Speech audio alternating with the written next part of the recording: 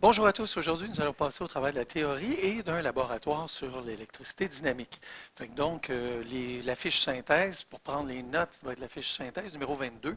Et je passe volontairement au-dessus de la fiche synthèse numéro 21 parce qu'on va revenir avec les calculs et cette feuille-là est plus en lien avec des calculs. Les unités de mesure, etc. Fait que la fiche synthèse numéro 22 pour aujourd'hui. Les exercices du cahier qui vont être à faire sont les exercices de la page 124 et 125. Puis des activités de soutien, vous allez retrouver ça à la fiche 22. Maintenant, pour commencer, il faut se rappeler, pour parler de l'électricité dynamique, il faut parler de l'électricité statique. On avait parlé que l'électricité statique, ça se trouvait être le déplacement de charges, mais des charges, on va regarder des charges qui sont au repos. Maintenant, pour qu'on ait des déplacements de charge, il faut absolument qu'on va déplacer quoi, en fait? On va déplacer des protons? On va déplacer des neutrons? Non. On se rappelle que les protons et les neutrons font partie du noyau et c'est très stable.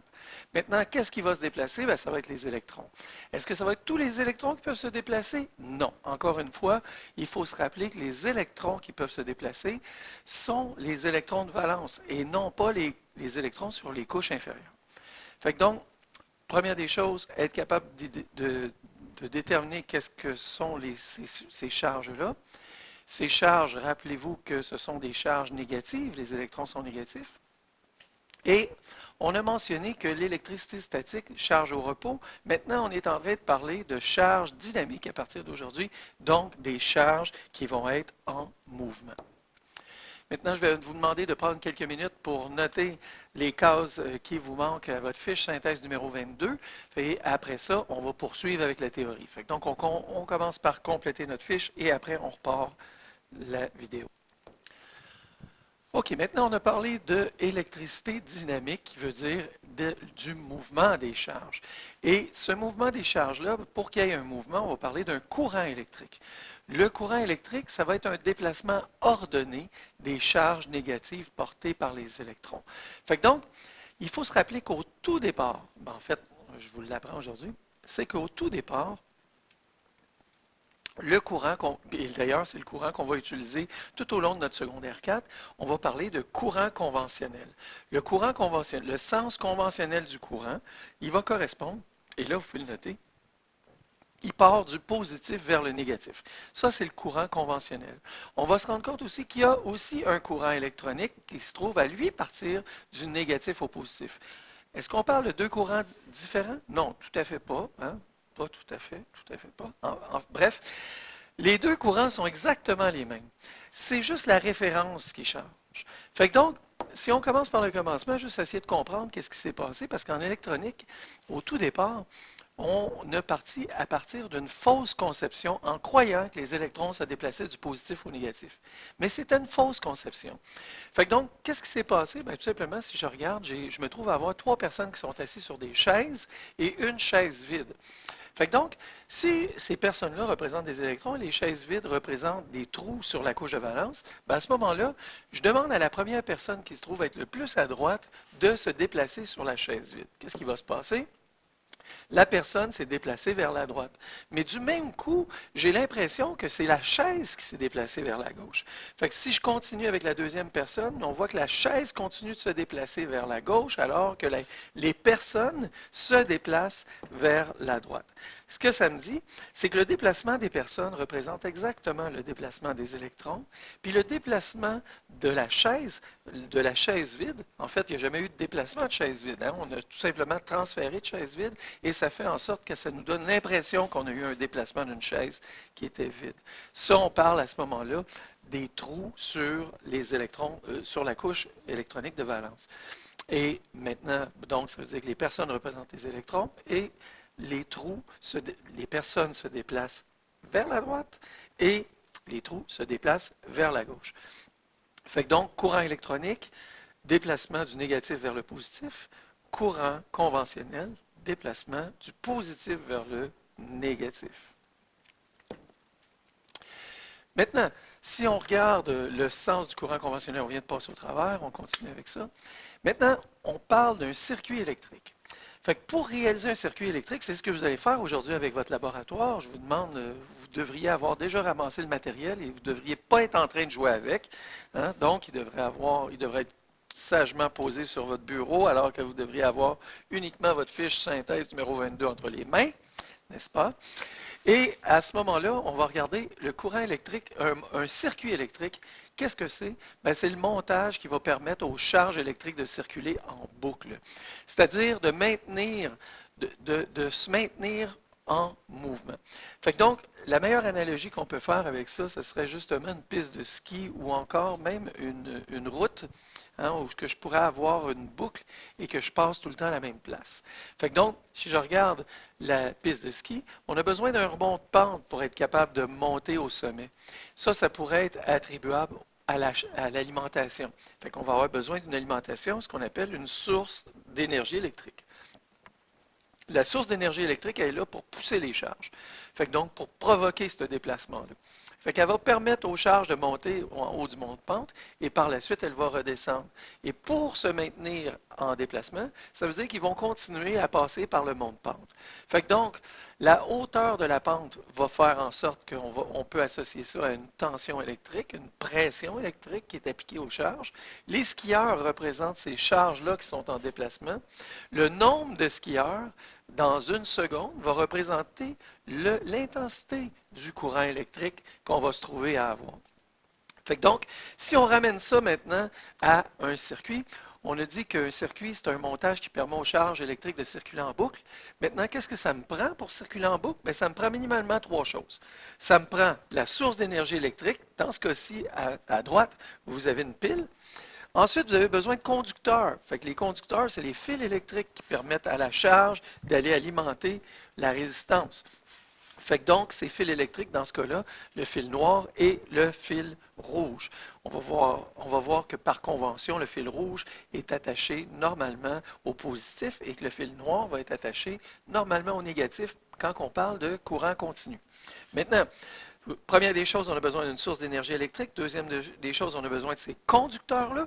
Puis dernière chose, on a besoin d'une résistance. Une résistance, en fait, c'est un composant que l'on veut faire fonctionner. La cafetière, le grille-pain, dans ce cas-ci, c'est une ampoule. Fait que donc, on va mettre une ampoule en série avec ça. Et maintenant, on a une pleine boucle. Hein, si vous voyez, je pars de la batterie, je m'en vais à l'ampoule, de l'ampoule, je retourne à la batterie, et ainsi de suite. Ça veut dire que les charges, on est capable de les maintenir en mouvement.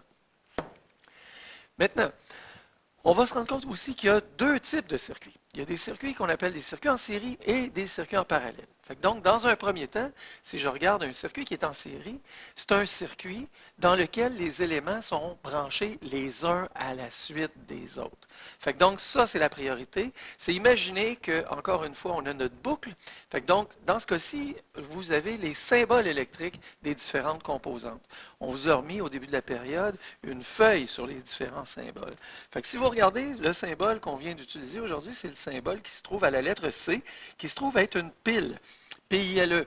Fait que la pile, elle, se trouve être les piles qu'on a besoin pour faire fonctionner, donc qui va transformer l'énergie chimique en énergie électrique.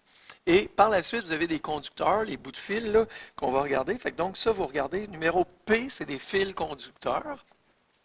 Fait que donc deux types, là, soit que des fils conducteurs et finalement, le schéma, ou plutôt le symbole qui se trouve être des lignes assurées de gauche à droite, c'est la lettre N. Vous allez pouvoir marquer que c'est des résistors ou des résistances. Fait que R-E-S-I-T-O-R, hein, résistor. Fait que donc, maintenant, le courant, ben, dans un circuit série, il peut suivre un seul chemin. Fait qu'imaginez que vous êtes sur une route d'une seule voie et qui tourne alentour du bloc. Et c'est la seule possibilité que vous avez. Ben, à partir du moment où il va y avoir un bris dans la route, hein, supposons qu'il y a des travaux de construction et ça s'arrête là, comme à Montréal, ben, à ce moment-là, tout de suite, on peut imaginer que les autos cessent de circuler. Peu importe où va se passer le bris dans ce circuit série-là, ben à ce moment-là, toutes les autos qui se suivent une en arrière de l'autre vont nécessairement arrêter. Fait que donc, encore une fois, ce qu'on dit des caractéristiques, c'est que, de un, le courant peut suivre un seul chemin. Dès qu'il y a un composant qui est défectueux, plus rien ne fonctionne. Tout s'arrête. Et Bon, donc pour ce qui est du reste, là, pour l'énergie, on va voir ça un petit peu plus loin.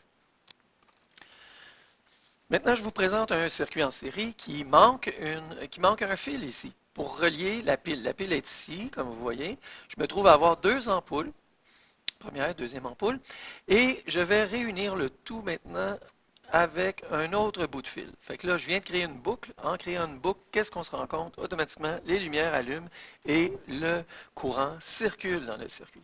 Si vous regardez au niveau des électrons, ça semble aller très lentement, hein, mais la réalité est tout à fait exacte à celle-là. Quand les électrons se déplacent dans un fil, ils se déplacent à la vitesse de quelqu'un qui marche à pied. Oui, tout simplement, quelqu'un qui marche à pied. Mais pourtant, on a l'impression que l'électricité va hyper vite, hein. Pourquoi? Parce que dès que je branche l'électricité à une extrémité, dès que je branche un fil, pardon, à une extrémité, à l'autre extrémité, tout de suite, on a du courant. Fait qu'à quoi est due cette caractéristique-là? Ben, imaginez, c'est le même concept que dans un boyau d'arrosage. Si j'ai un boyau d'arrosage, puis que je me trouve à avoir un boyau d'arrosage qui est rempli d'eau, il peut avoir 300-400 pieds, ce boyau-là. Et quand je vais ouvrir la valve, automatiquement, il va y avoir de l'eau qui va sortir. Je n'ai pas besoin d'ouvrir la valve très fort pour me rendre compte que tout de suite, l'eau va se déplacer à l'autre extrémité. Pourquoi? Ben, tout simplement parce que toutes les particules sont collées les unes sur les autres. Et un peu comme le triangle de boule sur une table de billard, quand j'en frappe une, ben, tous les autres se déplacent. Et au moment où ce que je la frappe, ben, à ce moment-là, tout se déplace. Fait que donc, je pourrais imaginer facilement que ce n'est pas à cause que les électrons vont vite, c'est tout simplement parce qu'ils sont collés les uns sur les autres et dès que je bouge le premier, le dernier au bout de la ligne, il se trouve à se déplacer. Fait que donc, dans le cas qui nous inquiète et qui nous intéresse ici, ce que je vais faire, c'est que je vais ouvrir le fil numéro 1. Le fil numéro 1 qui se trouve être du côté ici de la batterie, je l'enlève. En le supprimant, vous voyez, les charges sont automatiquement ont arrêté de fonctionner. Dès que je rebranche le conducteur, ça fonctionne. Maintenant, si j'enlève le deuxième fil, même principe, automatiquement, les charges arrêtent de fonctionner. Rappelez-vous que c'est un peu comme le phénomène d'un pont, un pont qui serait brisé, les autos ne peuvent plus circuler. Il y a une seule voie de circulation, celle-ci est en boucle. Maintenant, une autre chose qu'on peut observer, ça, c'est les composantes réelles. Maintenant, si je passe à schématique, voyez-vous, maintenant, on a une pile, le symbole de la pile, l'ampoule qui peut ressembler à une ampoule, si vous voyez là, la lampe qui est ici. Dans le cas d'un résistor, ce serait ça. Là, j'en ai pas mis, là, mais on va poursuivre avec notre petit laboratoire. Maintenant, vous allez prendre le laboratoire 4.2.4, la partie A, qui se trouve être justement un montage en série. Fait qu'on vous demande, la première chose que vous allez faire, vous allez monter le circuit pour que les deux ampoules soient allumées. N'oubliez pas, vous devez former une boucle et donc il ne devrait y avoir aucun embranchement dans le circuit. Ça veut dire que tout est branché un à la suite de l'autre pour se rendre jusqu'à la batterie. Quand ça est fonctionnel, je vous demande de faire les 10 étapes et de remplir votre petit tableau en bas. Le tableau, ben, vous avez juste à identifier si les ampoules sont allumées ou éteintes. Vous avez 5 minutes pour faire ça. Donc, ben, en fait, je peux vous donner jusqu'à 10 minutes. OK? Fait que donc, c'est parti maintenant et on arrête la diapo. Quand c'est terminé, on conclut. OK, on va supposer maintenant que le 5 à 10 minutes est passé. Et maintenant, donc, je poursuis. Si on regarde, qu'est-ce qui s'est passé avec le circuit en série? Quand vous avez fait le circuit A, ben, les deux ampoules se sont allumées. Dès que vous avez ouvert un des trois fils, tout s'éteignait. Fait que donc, on peut tout de suite dire que dans un circuit en série, les composantes sont branchées les unes à la suite des autres. Le circuit ne possède aucun embranchement, puis le courant peut suivre qu'un seul chemin. Maintenant, dans le deuxième cas qui nous intéresse, ce sont les circuits en parallèle. Qu'est-ce qui va se passer? Il va y avoir au moins un embranchement. Si vous regardez le circuit qui se trouve être en haut à droite, vous allez vous rendre compte qu'ici, là, à cette zone-là, là, vous avez, c'est pareil comme arriver à un feu de circulation et avoir la possibilité d'aller à gauche ou à droite. Fait que donc, les autos peuvent tourner d'un bord ou tourner de l'autre. Si on regarde l'ensemble du courant, si je prends le rouge se trouve à passer par cette boucle-là, alors que le vert se trouve à passer par la deuxième boucle. Qu'est-ce que ça veut dire? Ça veut dire que tout le courant, on pourrait penser au courant d'automobile, hein, ce serait des automobiles. Fait que les automobiles en rouge trouvent à passer par ici, les automobiles en vert passent par là. Ben, quand je me trouve à avoir les deux couleurs qui sont une à la suite de l'autre, je sais que c'est la somme des courants qui se retrouvent dans les deux embranchements qui va se retrouver là. Fait que donc, dans ce fil conducteur-là, les autos ont qu'un seul chemin qu'ils peuvent parcourir. Quand ils arrivent à l'embranchement, ils vont se séparer en deux. Donc, si j'avais 10 automobiles qui passaient ici, ben, puis il y en a 5 qui passent par là, ben, il va y en avoir un autre 5 nécessairement qui va passer par ici. Quand on revient à l'embranchement suivant, ben, le courant se regroupe, donc les automobiles se regroupent, et je me retrouve avec mes 10 automobiles du départ.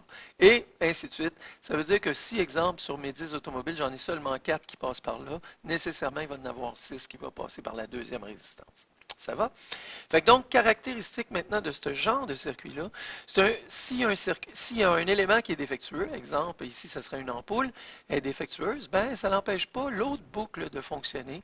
Donc, il va quand même y avoir un courant qui va faire fonctionner la seconde ampoule. Maintenant, la résistance totale va diminuer à mesure qu'on ajoute des résistances. On va comprendre ça un petit peu plus loin quand on va comprendre la loi d'Ohm. Puis, chaque fois qu'on ajoute des résistances, la demande en courant va augmenter. Même principe, ça aussi, on va voir ça plus tard. Fait que donc, là, pour le moment, on se préoccupe du circuit. Fait que donc, encore une fois, une simulation. Bon, ici, je me retrouve avec un circuit qui est en parallèle, pardon.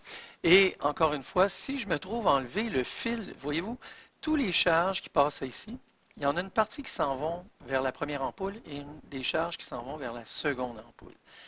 Maintenant, quand elles reviennent, elles se regroupent toutes pour retourner au départ. Si j'enlève le premier fil qui est à la pile, je le fais disparaître, voyez-vous, les deux ampoules s'éteignent. Maintenant, si à partir du moment, parce que c'est bien sûr, parce que tous les automobiles seraient comme arrêtés à un pont principal. Hein? Si par contre j'enlève le fil qui s'en va à la deuxième ampoule, ben, vous voyez qu'il y a seulement une ampoule qui se trouve à s'éteindre.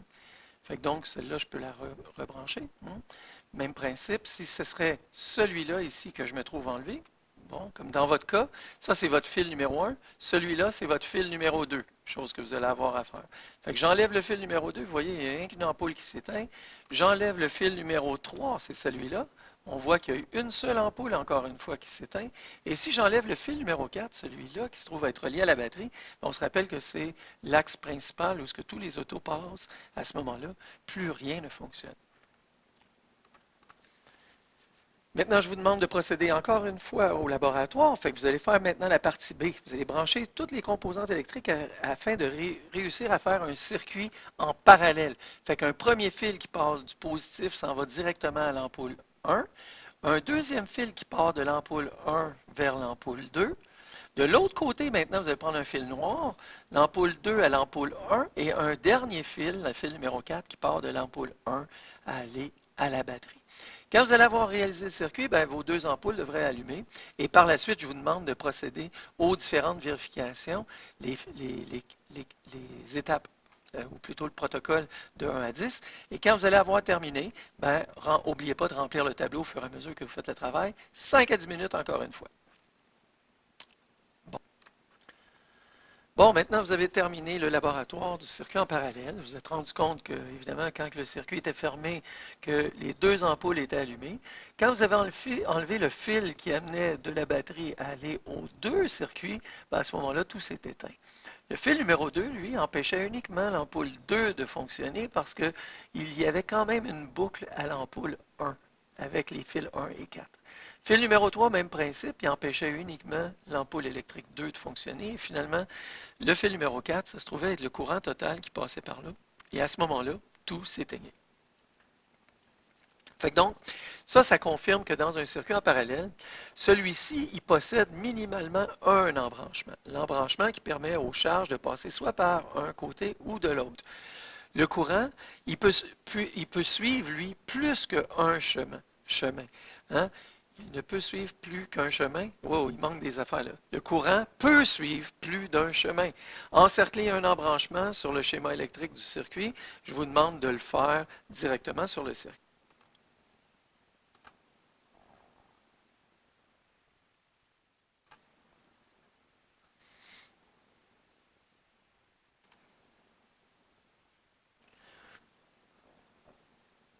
Fait que donc ici, vous voyez que dans un circuit parallèle, je me trouve à avoir deux embranchements. Hein. J'ai un premier embranchement ici, puis un second embranchement là.